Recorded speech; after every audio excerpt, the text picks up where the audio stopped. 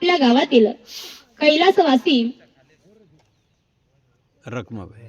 रखमाबाई भांगे आजींना आपल्यातून जाऊन आज बघता बघता 10 दिवस पूर्ण झाले आणि आज असणाऱ्या आजींचा दशक्रिया विधी आणि या दशक्रिया विधीच्या निमित्ताने उपस्थित असणारे तुम्ही सर्व श्रोते मायबाप आणि आजींच्या कुटुंबाचा परिचय करून द्यायचा तो म्हणजे असा, आजींचं माहेर म्हणजे हे आपलं हिवरे गाव.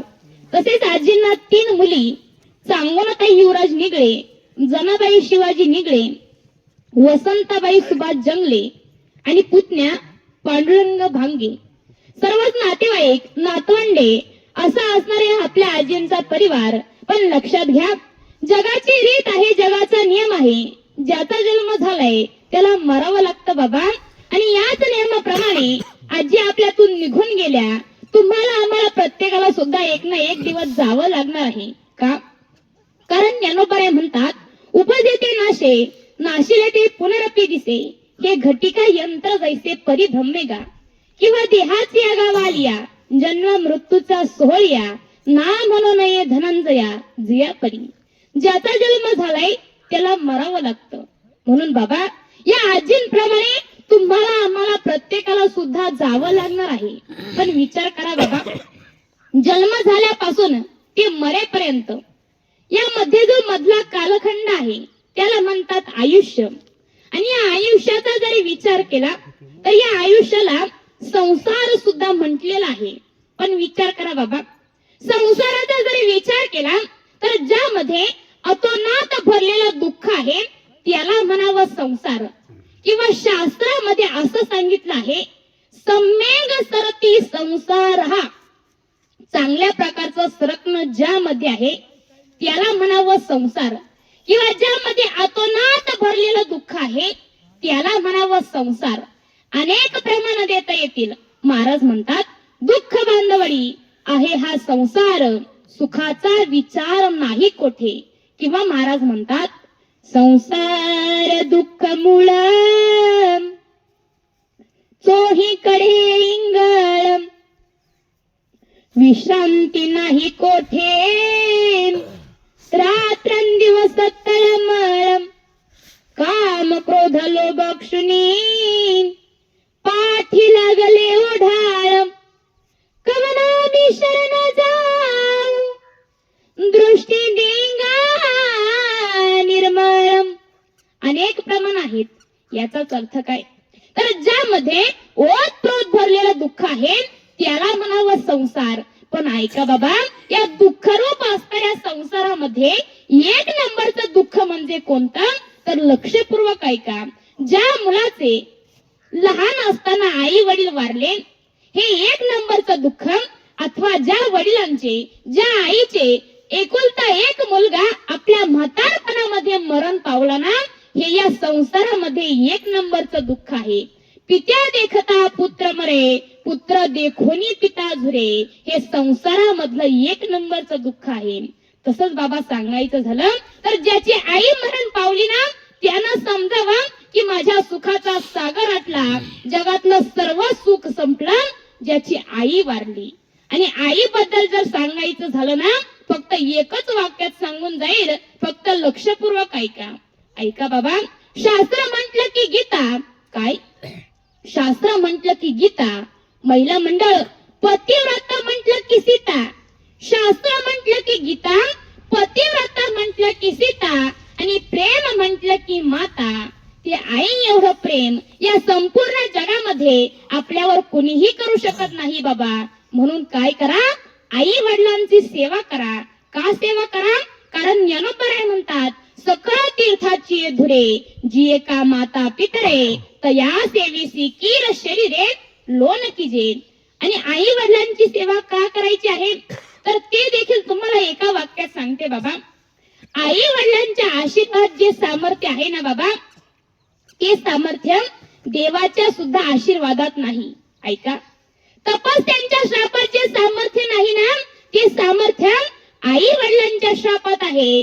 आणि आई वडिलांच्या आशीर्वादात जी ताकद आहे ना, ती ताकद प्रत्यक्ष भगवंतामध्ये सुद्धा नाही. आता तुम्ही म्हणणार की ताई असं कसं काय बरं? की कारण आहे का, तपस्यांच्या श्रापाची ताकद आहे. मी असं का म्हणते तर श्रावण बाळाचं उदाहरण तुम्ही डोळ्यासमोर घ्या बाबा. त्या श्रावण बाळाचा जर विचार केला ना तर मानस रत्नावली हा ग्रंथ आहे. त्या ग्रंथामध्ये असा उल्लेख आहे, संक्षिप्त आहे. वडिलांचं नाव होतं यज्ञदत्त. लक्षपूर्वक ऐका बर का. वडिलांचं नाव होतं यज्ञदत्त, आईचं नाव होतं शुद्री माता. एकुलता एक असणारा मुलगा म्हणजे बाळ श्रावण. आणि त्याच्या आई वडिलांचा जर विचार केला तर दोन्ही आई वडील हे अंध आहेत, दिसत नाही त्यांना. आणि त्या अंध्या माय बापांनी एकदा श्रावणा बाळाजवळ आपली इच्छा व्यक्त केली. सांगितलं की बाळ श्रावणा, अरे ऐक ना. काय आई बाबा? अरे बाळा ऐक. असं म्हटलं जातं, हा असणारा मानवाचा जन्म आहे ना हा पुन्हा मिळत नाही. श्रावण बाळ म्हणतो की आई बाबा हो खरंच आहे, हा असणारा मानवाचा जन्म आहे ना हा पुन्हा कधीच मिळत नाही. महाराज म्हणतात, शेवटाची पाळी एक मनुष्य जन्म, शेवटाची पाळी एक मनुष्य जन्म, चुकली आवळम फेरा पडे, चुकली आवळम फेरा पडे, शेवटाची पाळी एक मनुष्य जन्म, शेवटाची पाळी एक मनुष्य जन्म, शेवटाची पाळी एक मनुष्य जन्म, चुकल या वर्म फेरा पडे. श्रावण बाळ सांगू लागला की आई बाबा हो खरंच आहे, हा असणारा मानवाचा जन्म आहे ना हा पुन्हा मिळत नाही. मग श्रावण बाळाचे आंधळे आई वडील त्या श्रावण बाळाजवळ इच्छा व्यक्त करू लागले, म्हणू लागले की बाळ श्रावणा हा जन्म पुन्हा नाही ना, मग हा असणारा दुर्लभ मनुष्य देह आम्हाला मिळालाय ना, मग आमची एकच इच्छा आहे. कोणती इच्छा बाबा? तर आई वडील सांगू लागले की बाळ श्रावणा या मिळालेल्या जन्मामध्ये एकदा तरी आम्हाला काशीच्या विश्वनाथाचं दर्शन घडावं, हीच आमची शेवटची इच्छा आहे. श्रावण बाळ म्हणाला ठीक आहे, पण ऐका बाबा आई वडिलांना दिसत नाही, जन्मापासून ते अंध आहेत, आंधळे आहेत. मग श्रावण बाळानं काय करावं? एक कावड घ्यावी, त्या कावडीमध्ये एका कावडीमध्ये आपल्या आईला ठेवावं, दुसऱ्या कावडीमध्ये आपल्या वडिलांना ठेवावं. ती असणारी कावड खांद्यावरती घ्यावी आणि दर मजल करत त्या काशीच्या विश्वनाथाच्या दर्शन करता निघालो. आणि निघाल्यानंतर एक दिवस काय झालं, एका घनदाट अरण्यामध्ये श्रावण बाळ आला. आल्यानंतर सायंकाळची वेळ होऊ लागली. सायंकाळची वेळ होऊ लागल्यानंतर इकडे आई वडिलांना तहान लागली, पण त्या आई वडिलांनी आपलं तहानेचं दुःख लपवून ठेवलं. मग लपवून ठेवण्याचं कारण काय? तर आई वडिलांनी विचार केला आपल्याला तहान लागली, पण वास्तविक जर विचार केला तर या ठिकाणी घनदाट असं अरण्य आहे, जंगल आहे, या ठिकाणी श्वापद असतील. एवढंच नाही तर एवढ्या घनघोर अरण्यामध्ये आता अंधार पडायला सुरुवात झाली. आणि आपल्या बाळ श्रावणाचा जर विचार केला तर असताना आपला बाळ श्रावण रात्रंदिवस आपल्या दोघांचा बोजा त्याच्या खांद्यावरती वाहतो, दमतो, थकतो, त्याचा घाम देखील गळतो, तरी देखील आपला मुलगा आपल्याला दरमजल करत त्या काशीच्या विश्वनाथाच्या दर्शनाकरता घेऊन चाललाय. आणि आपल्या बाळाला किती त्रास द्यावा हा विचार आई वडिलांनी केला.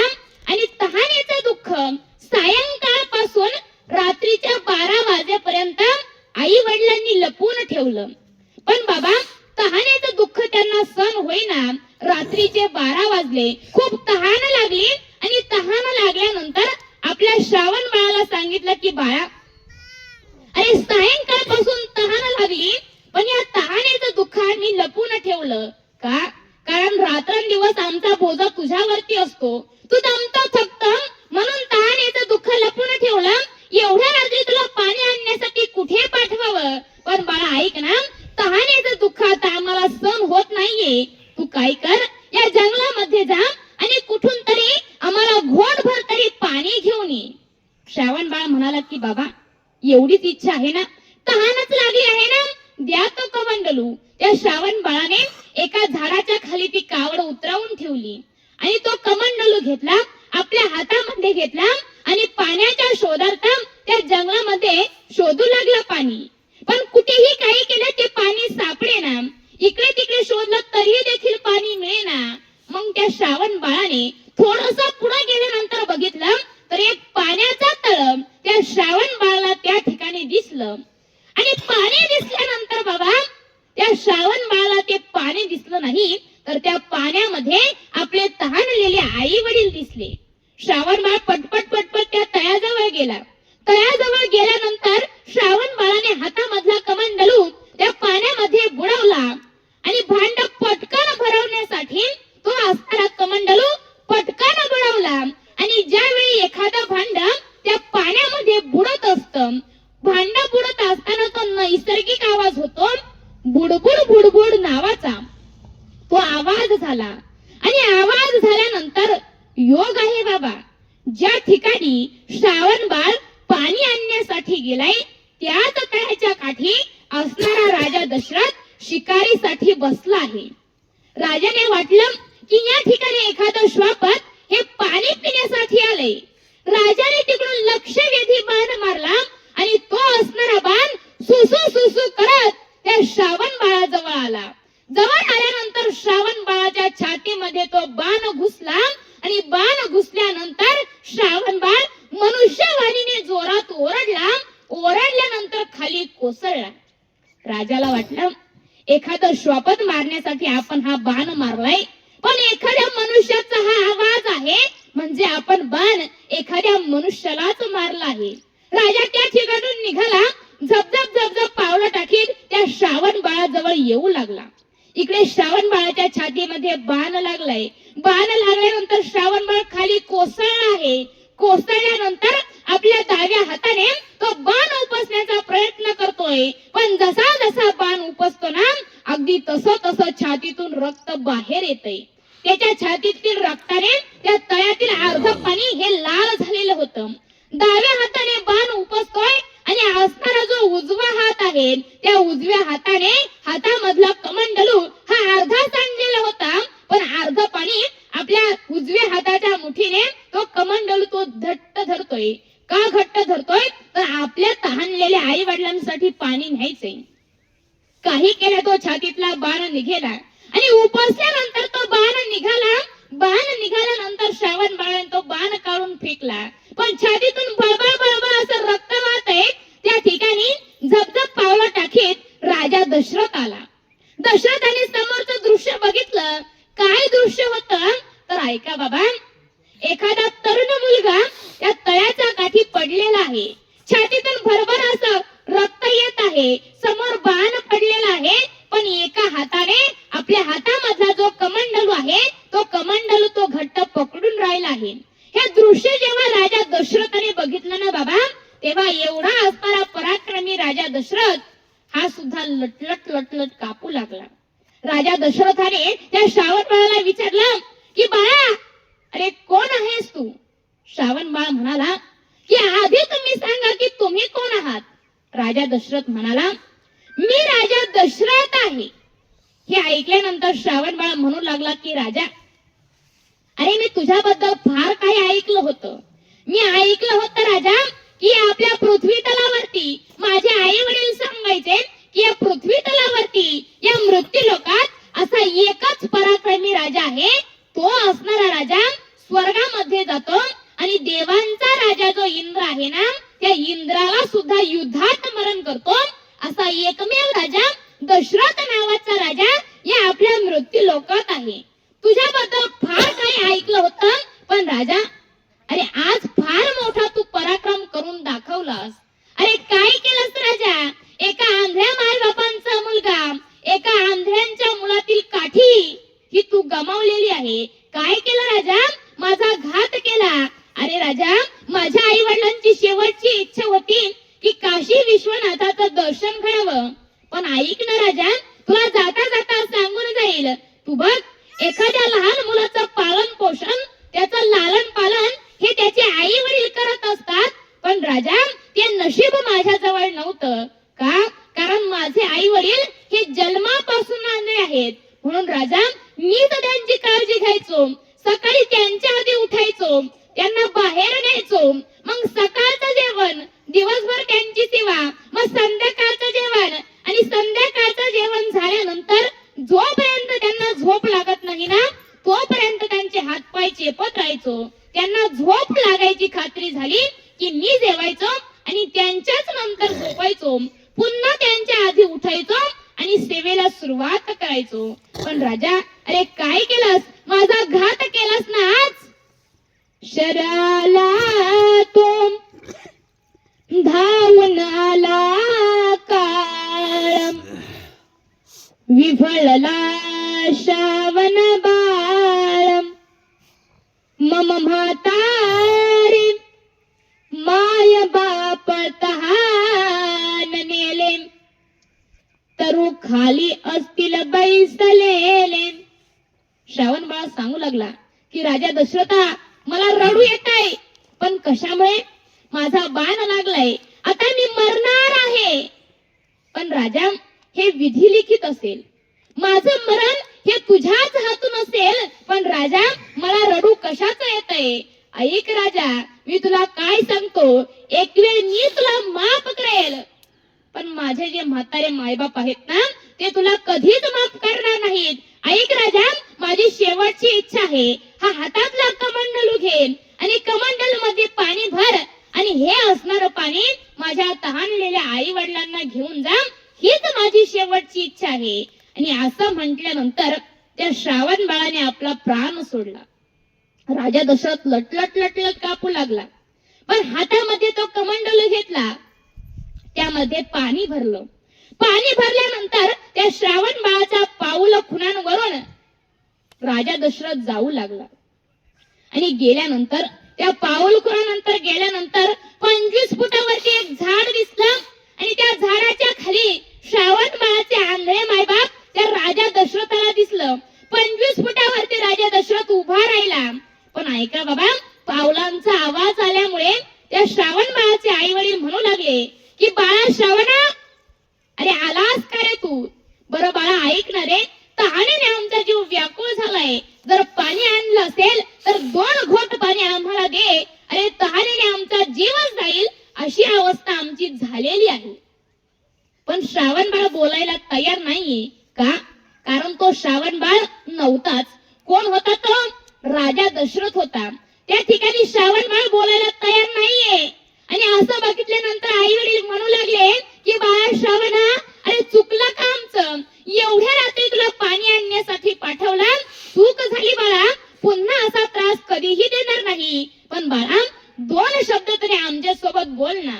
श्रावण बाळाचे वडील सांगू लागले की ऐक ना रे बाळा, तू ऐक, असं असतं की एखाद्या मुलानं रुसल्यानंतर रागावल्यानंतर आपल्या वडिलांशी जरी नाही बोललं तरी चालेल, पण ज्या आईने जन्म दिलाय, ज्या आईने आपल्याला 9 महिने आणि 9 दिवस वाढवलं आहे, ज्या आईने आपलं लालन पालन केलं आहे, त्या आईशी तरी 2 शब्द बोल.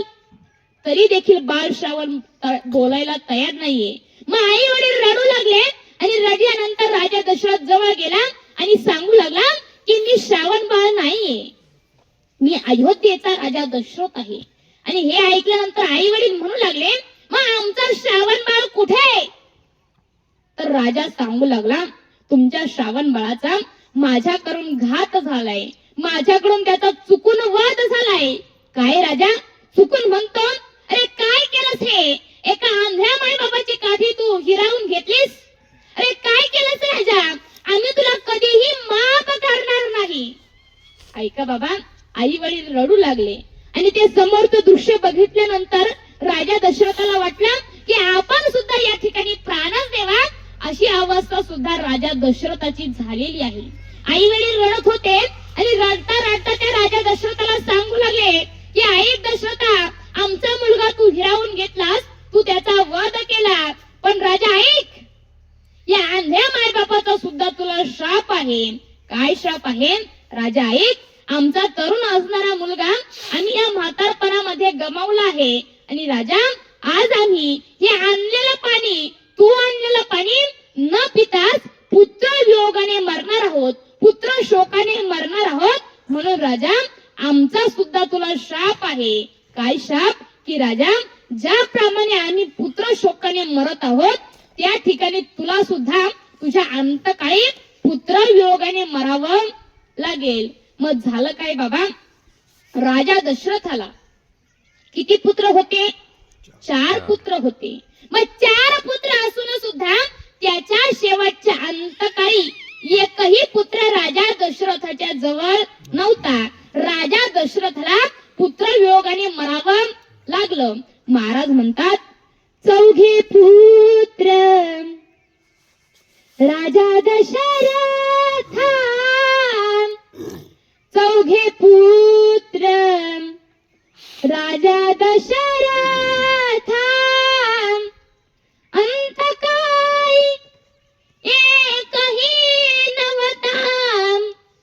4 पुत्र राजा दशरथा, 4 पुत्र राजा दशरथा, अंतकाळी एकही नव्हता. सांगण्याचं तात्पर्य काय, तर मायबापांच्या श्रापात जी ताकद आहे ना, ती ताकद तपस्यांच्या श्रापामध्ये नाही. आणि आई वडिलांच्या आशीर्वादात जे सामर्थ्य आहे ना, ते सामर्थ्य भगवंतामध्ये सुद्धा नाही. म्हणून काय करा, आई वडिलांची सेवा करा. पण कधी सेवा करा बाबा, जोपर्यंत आई वडील जिवंत आहेत ना तोपर्यंत त्यांची सेवा करून घ्या. का, कारण एकदा आई वडील आपल्यातून निघून गेले ना बाबा, की फक्त त्यांची आठवण येईल, फक्त आणि फक्त त्यांची आठवण येईल. आई वडील आपल्याकडे परत येणार नाहीत. म्हणून जोपर्यंत जिवंत आहेत ना तोपर्यंत आपल्या आई वडिलांची सेवा करून घ्या. मग विचार करा बाबा, या भांगे कुटुंबातून एक आई निघून गेली. मग आई गेल्याचं दुःख काय ना, हे आज आपण या आईंच्या मुलींना विचारलं पाहिजे की आई गेल्याचं दुःख काय असतं. ज्याला आई आहे ना त्याला विचारून फायदा नाही बाबा, पण ज्याची आई गेली आहे ना त्याला विचारावं लागेल. पण बाबा, ही जगाचीच रीत आहे. ज्ञानोबराय म्हणतात, परिमळू गेली या पवना पाठी, मागे ओस फुल राहे देखी, तैसे आयुष्यात या मुठी केवळ देह. एखादी फुलातील सुगंध निघून गेल्यानंतर ते फुल जसं आपल्या देठावरती निर्गंध होऊन राहतं, तसंच या देहातील आत्मा निघून गेल्यानंतर या ठिकाणी फक्त हा देह शिल्लक राहणार आहे. मग बाबा, आपल्या आयुष्याचा जर विचार केला ना तर दुर्लभ असा मनुष्य देह आपल्याला मिळाला आहे. मग जाता जाता तुम्हाला 2 गोष्टी सांगून जाईल, फक्त लक्षपूर्वक ऐका. कोणत्या 2 गोष्टी बाबा, तर ऐका बाबा, हे जीवन जगत असताना आपण 2 गोष्टी कधीच विसरू नयेत.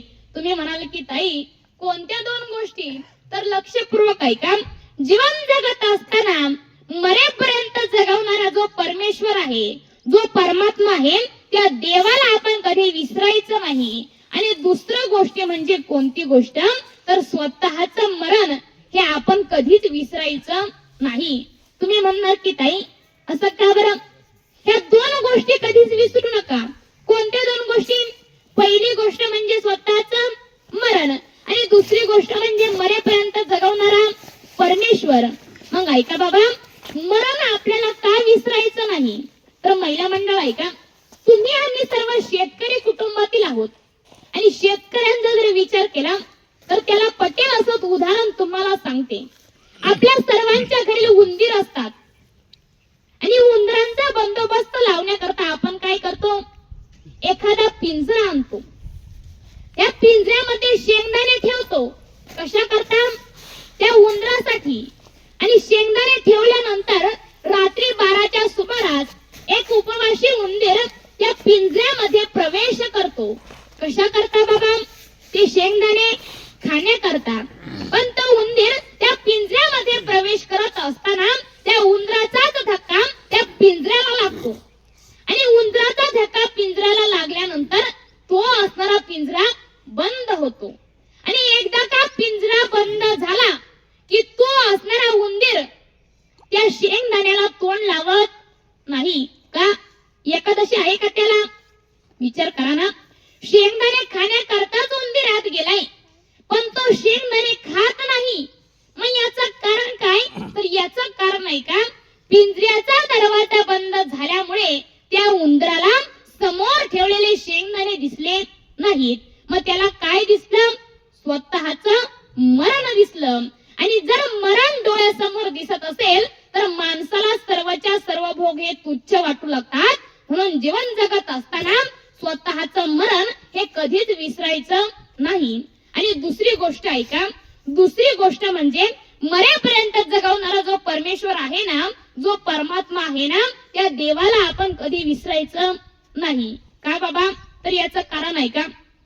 तुम्ही पहा, काही काही माणसं असं सांगत फिरतात अथवा असतातही अनुभव त्यांच्या जीवनामध्ये. ते म्हणतात की महाराज, लहानपणीच आई वडील वारले, कोणीच सांभाळायला नव्हतं, मोठ्या भावाने सांभाळलं. कुणीच नव्हतं महाराज, मावशीने सांभाळलं, काकाने सांभाळलं, आजीने सांभाळलं, मामाने सांभाळलं. अशी काही काही माणसं सांगत फिरतात. पण त्याच माणसाला माझे संत असा प्रश्न विचारतात की अरे बाबा, तुझा जन्म झाल्यानंतर तुला तुझ्या नातेवाईकांनी सांभाळलं, हे ठीक आहे, पण ऐक, तू जेव्हा तुझ्या आईच्या पोटामध्ये होता तेव्हा तुला नातेवाईक नव्हते, तेव्हा तुला कोणी सांभाळलं? गर्भी असता बाळा कोण पाळी त्याचा लळा. मग सांभाळणारा कोण आहे? तर तो पंढरीश पांडुरंग परमात्मा आहे.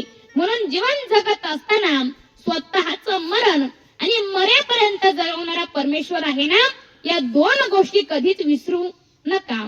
पण लक्षपूर्वक ऐका, तुम्हाला कितीही सांगितलं ना तरी आपण त्या गोष्टी विसरूनच जातो. आणि हे माझं म्हणणं नाहीये, तर संत सांगतात. मी तुम्हाला सांगितलंय दोन गोष्टी विसरू नका, स्वतःचं मरण आणि मरेपर्यंत जगवणारा परमेश्वर. पण या दोनही गोष्टी आपण विसरून जातो. आणि बाबा, जर या दोन गोष्टी जर आपण विसरल्या नसतो ना, तर माझ्या संतांनी ही दोन प्रमाण दिली नसती. कोणती दोन प्रमाण? तर पहिलं प्रमाण आहे का, महाराज म्हणतात, कारेनाथ वीसी कृपाळू देवासी पोसितो जगासी एकला तो पोसितो जगासी एकला तो कोणी केली बाळा दुधाचे उत्पत्ती. कारण आठविसी कृपाळू देवासी, याचा अर्थ काय? माणसं देवाला विसरली. आणि दुसरं प्रमाण ऐका, महाराज म्हणतात, मरणाचे कार्य नाही आठवण, मरणाचे कार्य नाही आठवण, संचिताचे धनम लाभ ठेवा, संचिताचे धनम लाभ ठेवा, मरणाचे कार्य नाही आठवण, मरणाचे कार्य नाही आठवण, संचिताचे धन लाभ ठेवा. कारण आठवीची कृपाळू देवासी, याचा अर्थ माणसं देवाला विसरली. आणि मरणाचे कार्य नाही आठवण, याचा अर्थ माणसं मरणाला विसरली. आपण काय करतो? फक्त ऐकतो आणि सर्वच्या सर्व गोष्टी ह्या विसरून जातो. पण बाबा, असं करू नका. जोपर्यंत जिवंत आहात तोपर्यंत त्या भगवंताचं नामस्मरण करत राहा. प्रत्येक क्षणाला त्या देवाचं नाव घ्या. का? प्रत्येक क्षणाला का? तर त्याचा अर्थ असा आहे, या क्षणाला आपण जिवंत आहोत, पण पुढच्या क्षणाला जगू याची काही शाश्वती आपल्या जवळ नाही. अनेक प्रमाण आहेत. महाराज म्हणतात, क्षणभंगुर नाही भरवसा, वारे सावाद सोडा मायाशा, काही ना चले माग गळा पडेल फासा, पुढे हुशार आहे थोर ओळसागा. किंवा महाराज म्हणतात, क्या भरोसा है इस जिंदगी का, साथ देती नहीं हर किसी का. या क्षणाला जिवंत आहे, पण पुढच्या क्षणाला जगू याची काही शाश्वती नाही. म्हणून काय करा? देवाचं नामस्मरण करा. आणि देवाचं नामस्मरण का करायचं आहे तर शेवटच्या 2च मिनिटांमध्ये सांगून जाते. फक्त लक्षपूर्वक ऐका. या जगाचा जर विचार केला ना बाबा, तर प्रत्येक गोष्टीला प्रारब्ध आहे. महिला मंडळ, लक्षपूर्वक ऐका. प्रत्येक गोष्टीला प्रारब्ध आहे बाबा. फक्त माणसाला नाही, तर जगामध्ये प्रत्येक वस्तूला प्रारब्ध आहे. तुम्ही म्हणणार की ताई असं कसं काय बरं? तर उदाहरण देते, फक्त लक्षपूर्वक ऐका. बाबा, माणसाला नाही तर मातीच्या भांड्याला सुद्धा प्रारब्ध आहे. तुम्ही म्हणणार की ताई मातीच्या भांड्याला प्रारब्ध कस काय बरं? तर लक्षपूर्वक ऐका.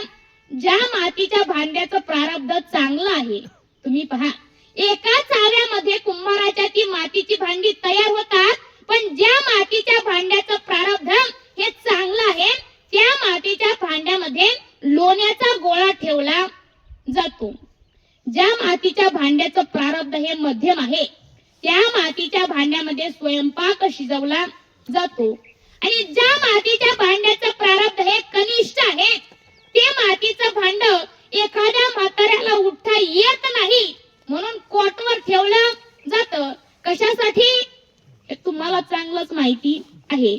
मग विचार करा, प्रत्येक गोष्टीला प्रारब्ध आहे. महाराज म्हणतात, ऐसे भिन्न भिन्न साठे केले प्रारब्धानी वाटे, केले प्रारब्धानी वाटे, केले प्रारब्धानी वाटे. ऐसे भिन्न भिन्न साठे केले प्रारब्धानं वाटे. याही पुढे जाऊन सांगायचं झालं तर लोखंडाला सुद्धा प्रारब्ध असतं. लोखंडाचा जर विचार केला तर ते असताना लोखंड एकच आहे, पण महिला मंडळ आहे का, त्याच लोखंडापासून चुलीमधला चिमटा तयार केला जातो आणि त्याच लोखंडापासून चमचा केला जातो. पण तुम्ही प्रारब्ध लक्षात घ्या, ज्या लोखंडापासून चमचा तयार केलाय तो असणारा चमचा जन्मभर पातेल्यामध्ये उड्या मारतो, मजा करतो, पण ज्या लोखंडापासून चुलीमधला चिमटा बनवला आहे तो असणारा चिमटा जन्मभर त्या चुलीमध्ये इंगळ उचलण्याचं काम करतो, विस्त उचलण्याचं काम करतो. मग लक्षात घ्या, लोखंड एक आहे पण प्रत्येक लोखंडाचं प्रारब्ध हे वेगवेगळं आहे. आणि याही पुढे सांगायचं झालं तर दगडाला सुद्धा प्रारब्ध असतं.